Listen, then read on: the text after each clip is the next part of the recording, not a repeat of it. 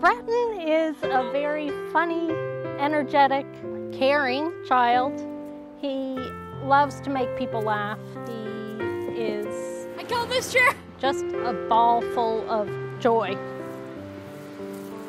Around 5-6 months of age, he started crying a lot. We were pretty sure he had reflux. He was spitting up almost his whole bottle all the time.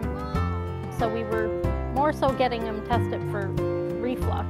The family doctor at the time noticed a clicking sound in his heart.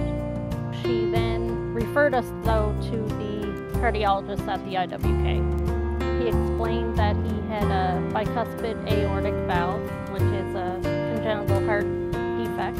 Yes!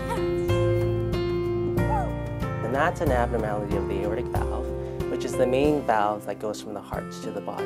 And one of the classic features of a normal aortic valve is that there are 3 parts to it. Somebody with an abnormal aortic valve, like Bretton's, we call it a bicuspid aortic valve because there's only 2 pieces. It just doesn't open as normally, and that leads to problems with the valve, such as it getting tight or leaky over time. When he was 4, he was starting to show a little more signs of slowing down. So I was starting to get some concerns, and we went for his follow-up appointment, and he ended up having to have a valvuloplasty done within the month. We've passed some wires up through his leg, which then loop back around his heart. You can see a bit of a narrowing in the valve, kind of like an hourglass tapering. And that is where his valve is, and that's where the tightness of the valve is. And as we can continue to inflate the balloon, we stretch the valve to then make it less tight. A week later, he was able to run around and do things again that he enjoyed doing. When we went for his checkup in November of 2008, the doctors said that his valve had narrowed again to a spot where they needed to do intervention. So that year he had a second valvuloplasty. That valvuloplasty actually did last almost 3 years, so he did really well. By the end of grade 4, he was starting to get more tired again, having difficulty keeping up with friends and having problems driving his bike, getting faint and dizzy.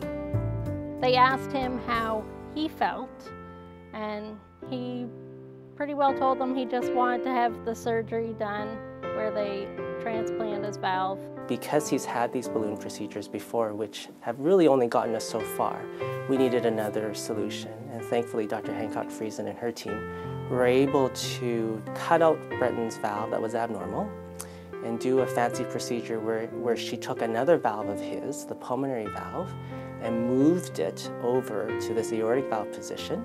He got through this last procedure in February extremely well. He was only in hospital for a week, and he's now driving his bike, going for walks, doing all your typical boy stuff.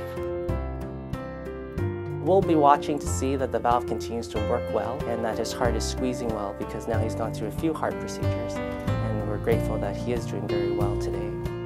I wouldn't feel as secure as a mom of a heart child without the IWK. The IWK is a lifesaver to us. I put his life in their hands. Bretton wouldn't be here without them.